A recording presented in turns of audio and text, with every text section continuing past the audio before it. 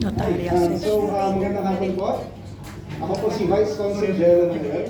I'm currently handling, as mentioned nga po, the Public Diplomacy section, the Political section, the Notarial section, and the Overseas Voting section. So, apat na sections, two of them are more client-focused, two of them are more substantive in nature. Pero, what I'll do for this afternoon po is to go through most of the most relevant na services na ino-offer ng aming client-facing na services, which is, number one, the notarial section. So the notarial section po, alam naman po natin yan, ang dakilang notaryo dito sa Hong Kong. So usapang transaction sa bahay, transaction sa Pilipinas, we take care of them normally. So itatanong ko lang po dito, meron na po ba naka-experience ng ating mga notarial service dito sa 18th floor? Recently? Taas kamay? Okay, ilan pala po. So, kakalipat lang din po kasi namin recently sa 18th floor dito on the reconstruction. Pero what we did was to make sure that the services notarials are still maintained despite the volume, despite the transaction, and despite the limited space. Pero for this afternoon, what I want to emphasize po, in particular for the notarial services, is number one, yung ating usual na sakit ng ating mga kababayan dito sa Hong Kong, which is the affidavit of supported guarantee. So, nasubukan din na po ba mag-invite ng inyong mga minamahal sa buhay from the Philippines to visit us here in Hong Kong? Yes. Sino po nakasubok na? Taas kamay. Wala naman na-offload dyan, di ba? Wala. Okay. So, yung usual problem po kasi, particularly during the holidays, is meron po tayong mga kababayan na unfortunately, yung mga no-offload, lalapit sa amin. Sir, ma'am, nagka-problema yung aking minamahal sa buhay. Ito dito sa part mo dapat, pero nagka-problema. Tatanong namin, ano yung problema? Sir, ma'am, ayaw kong padaan ng immigration. Bakit? Dahil wala daw sponsorship letter. So, 99% of the time, yun yung problema. Wala kasi silang active sponsor here in Hong Kong. So what we suggest, and di ba leaders naman po tayo lahat dito, we hope that you will disseminate this information sa ating mga kababayan sa Hong Kong na whenever there is a problem, whenever they want to invite someone from the Philippines to Hong Kong, they should first execute an affidavit of support and guarantee. Because that will establish na meron po silang valid sponsor dito sa Hong Kong. And from my experience po, usually if there is a valid AUSG, hindi naman po nagkakaproblema ang ating mga kababayan when it comes to visiting from the Philippines. So yun po, if there's one thing that you will disseminate to our kababayan, please disseminate that para po iwas problema during the holiday season. So yung notarial section also handles yung mga SPA, yung mga standard documents po natin. So generally, what you just need is your proof of identity, usually Philippine passport. If you have your passport, you can execute any and all documents here in Hong Kong. So that covers most of the most important information for notarials. Let's move on to the next section, which is the overseas voting section. So, ito rin po ang second ko na client-facing role. So, itatanong ko po, sino po ba dito ang rehistrado? Pakitaas po kamay. Ayan, so wala kami makaka-capture today. So ito po. So, I have another question. Alam nyo ba, deadline for overseas voter registration is hanggang September 30, 2027 lamang. Alam niyo po ba ang deadline? Alam natin ngayon. So usually po kasi, the overseas voter registration started noong December 1 of last year. So it's a continuous 2-year period po. Dire-diretso po yan for the registration period. Second question. Kung September 30, 2027 po ang deadline for overseas voter registration, sa tingin niyo po, anong araw magpaparehistro ang ating mga kababayan? September 30? 29. So actually, kung makikita po yung next slide namin, yan po, aladaan namin every election cycle. Last minute. The very Last day, minute. Yan po ang top notcher natin when it comes to voter registration. Yay! So, Pinoy. Yan ang Pinoy. you should avoid that actually in practice. Pero alam na natin, sometimes talaga, when it's busy, hindi natin mag-iwasan. Ito yung 2022 na cycle. Ito yung mga program. Ito, this is after officer student.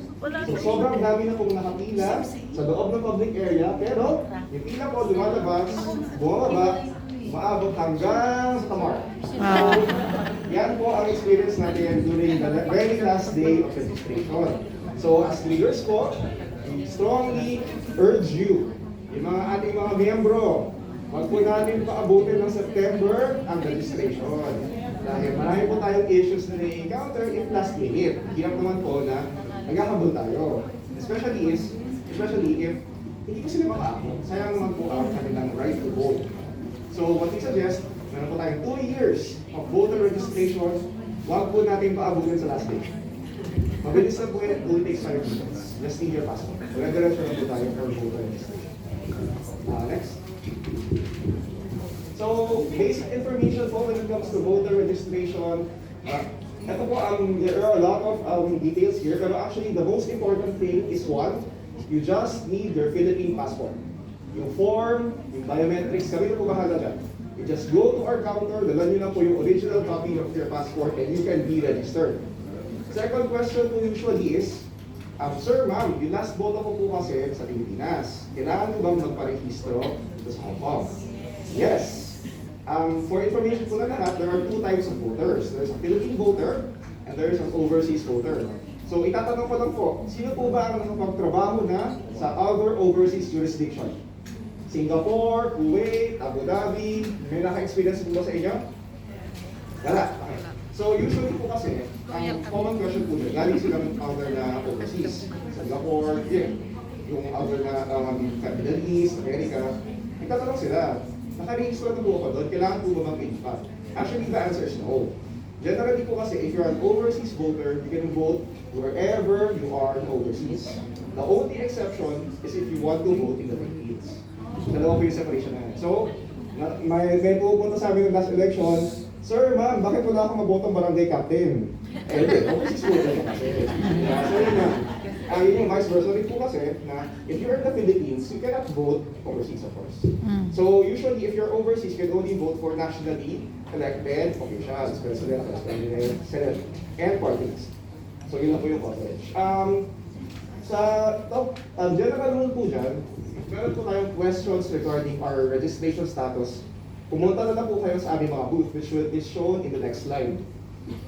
So we have a regular station po sa Migrant Workers Office, 29. We have an intermittent one po, depende po sa personnel namin. Sa 18 po, if kaya po namin, we also offer it sa 18th floor. Pero generally po, to be safe, please go to the 29th floor for voter registration. Ito rin po, marami po transactions, pero actually, you just need to come to us. Kami na po bahala with all the technicalities. You just need to come to us, present your passport. Kami na po bahala mag-adjust ng iyong registration status, verify your registration location, and third, which is shown in the next slide, issue kayo na voter's ID. So, ito po one of the benefits if you are an active registered voter overseas. You are entitled to the digital voter's ID. So, generally, COMELEC will issue this usually, I think it's around 6 to 12 months after the date of registration. Abang na lang po kayo for any advisories regarding the digital voter's ID. Okay, so that should cover it for the okay, so andyan po. So usually you just send it via email. So if you need a verified email and your passport to get your digital voter's ID. Okay? Next, so di ba, I mentioned po, I have 4 sections, 2 are client focused. The other 2 are more substantive in nature po. Public diplomacy is one of them. So public diplomacy po, ask ko lang po, sino po ba ang naka-sign up na sa Facebook page ng konsulado? Taas kamay. Follow ba? Sorry. So, ayan, tama. So, the public diplomacy section is one of those that handles the Facebook page. We are in charge of important information to our communities here in Hong Kong. So, yung Facebook page po namin, please like, share, and subscribe para po kumalat ang ating information regarding that. And additionally, the public diplomacy section also handles the media relations of the consulate. So usually, for mga interviews, coordination with media, we help facilitate those transactions. So, pero in practice po, the Facebook page po, ang pinakamakikita nyo na work ng public diplomacy section. Next. Okay, so that covers it. Hopefully, na-discuss lang po ang most relevant na services sa ating mga kababayan. If you have any questions, hopefully po, later we will have an opportunity to answer. Maraming salamat po. Next, may we call on Vice Consul